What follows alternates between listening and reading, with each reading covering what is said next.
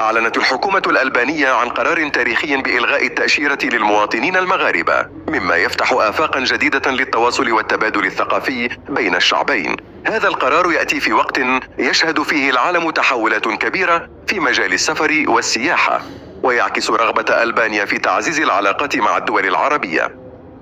سيكون بإمكان المغاربة الآن زيارة ألبانيا بسهولة أكبر واستكشاف جمال طبيعتها الساحرة، من جبال الألب الألبانية إلى السواحل الخلابة على البحر الأدرياتيك. كما سيسهم هذا القرار في تعزيز السياحة المغربية إلى ألبانيا، حيث يمكن للمسافرين الاستمتاع بتجارب فريدة، من المأكولات التقليدية إلى الفنون والثقافة الغنية.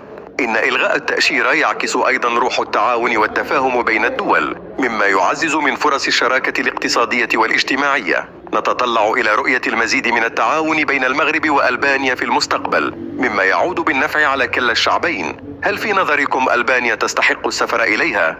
خبأت في قلب أوروبا الشرقية، تتميز بتنوعها الثقافي والطبيعي الذي يأسر القلوب.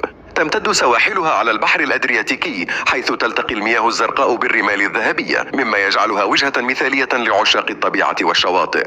تعرف ألبانيا أيضا بتضاريسها الجبلية الخلابة، التي توفر فرصا رائعة للمغامرات والمشي لمسافات طويلة. تاريخها الغني يمتد لآلاف السنين، حيث تأثرت بالعديد من الحضارات، مما ترك بصماته على معمارها وعاداتها. المدن القديمة مثل بيرات وجيروكاستر تحمل في طياتها قصصا من الزمن الغابر، بينما تعكس الحياة اليومية في العاصمة تيرانا مزيجا من الحداثة والتراث. إذا كنت تبحث عن تجربة فريدة تجمع بين الجمال الطبيعي والتاريخ العريق، فإن ألبانيا تعد خيارا مثاليا يستحق الاستكشاف. ستجد فيها دفء الضيافة وتنوع المأكولات وأجواء ساحرة تترك في نفسك أثرا لا ينسى.